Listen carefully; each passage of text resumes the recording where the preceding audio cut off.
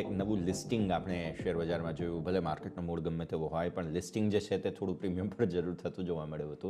અને ટાર્સન પ્રોડક્ટ્સ આ નવો આઈપીઓ હતો જેનું આજે લિસ્ટિંગ 6% પ્રીમિયમ સાથે થયું.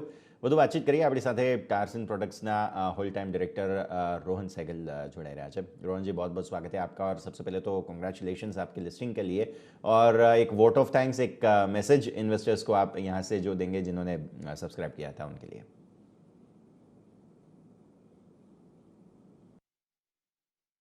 डेफिनेटली हम इन्वेस्टर्स, स्पेशली हम रिटेल इन्वेस्टर्स और हमारे लॉन्ग ओनली इंस्टीट्यूशनल इन्वेस्टर्स के बहुत आभारी है. इतना हमें ओवरवेलमिंग सक्सेस मिला, ओवरवेलमिंग ओवर सब्सक्रिप्शन मिला. बीइंग अ B2B कंपनी, जिस तरह से हमें पूरे इंडिया से, ऑल ओवर इंडिया से रिटेल इन्वेस्टर्स ने जिस तरह का प्यार दिखाया, बहुत आभारी हैं. और हमारे लिए बहुत बड़ी चीज़ है. So thank you very much to everybody who has been involved in making this listing of Tarsans a successful one. जी Rohan ji, of course congratulation. एक आज स्ट्रॉन्ग आपको ओपनिंग मिला लिस्टिंग प्राइस में.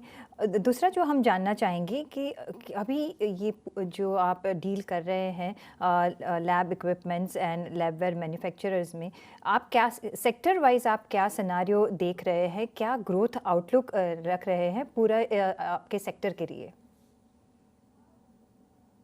तो ये जो इंडस्ट्री है लेबॉरेटरी इक्विपमेंट की, इसने लास्ट 2-3 सालों में अच्छा ग्रोथ देखा है. और हमें लगता है कि आगे चल के और भी अच्छा ग्रोथ दिखेगा, because health research testing has got a very very bright future in the country. And अभी तक फ्रॉस्ट एंड सलिवन की रिपोर्ट के हिसाब से हमारा मार्केट शेयर 12 से 13% का है इन द मार्केट. तो हमारे पास अभी लंबा रास्ता है ग्रोथ के लिए इन इंडिया.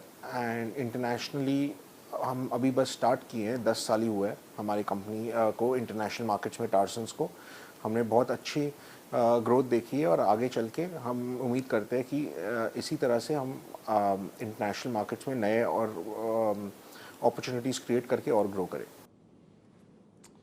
ठीक है सर. इसके अलावा जो फ्रेश इशू से आपने जो फंड्स कलेक्ट किए हैं उसके बारे में बताया, क्योंकि आपके एक्सपेंशन के प्लान्स हैं, कुछ डेट कम करने के प्लान्स हैं, उनके बारे में थोड़ा सा डिटेल्स बताएं सर. तो हम जो 150 करोड़ का फ्रेश इशू है, उसमें 63 करोड़ हम लगा रहे हैं अपने कैपेक्स एक्सपेंशन के लिए नए फैसिलिटी में. हमारा नेट डेट 78 करोड़ है, तो हम वो पूरा चुका देंगे और हम डेट फ्री हो जाएंगे after the issue. And reminder 8 से 9 करोड़ खाली हम जनरल कॉर्पोरेट पर्पसेस के लिए रखेंगे.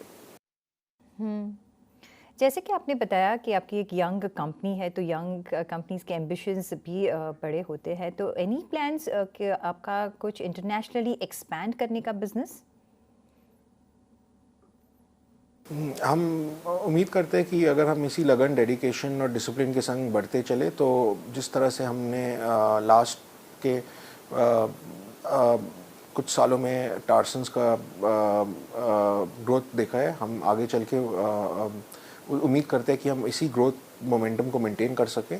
और इंटरनेशनल मार्केट्स में हम नए कंट्री में, it's always our endeavour to keep looking into newer countries. And South East Asia, Latin America, Europe, Middle East, Africa में हम हमेशा तरह तरह के एग्जीबिशंस करके नए मार्केट्स में हर साल एंटर करते रहते हैं. अच्छा रोहन, एक आखिरी सवाल आपसे पूछना चाहेंगे. जो इनपुट कॉस्ट प्रेशर जो है वो पिछले कुछ क्वार्टर से कुछ महीनों में थोड़ा सा जो है वो प्रेशर करता हुआ देखा हमने. अब यहाँ से आगे के कुछ महीनों के लिए क्या ट्रेंड लाइन आप हमें बताना चाहेंगे, पर्टिकुलरली आपके जो रॉ मटेरियल्स हैं लैब वगैरह के इक्विपमेंट्स के लिए, स्पेशली कांच वगैरह की भी हम बात करें, ग्लास वगैरह की, तो उसके ट्रेंड लाइन यहाँ से आगे किस तरह से देख रहे हैं आप?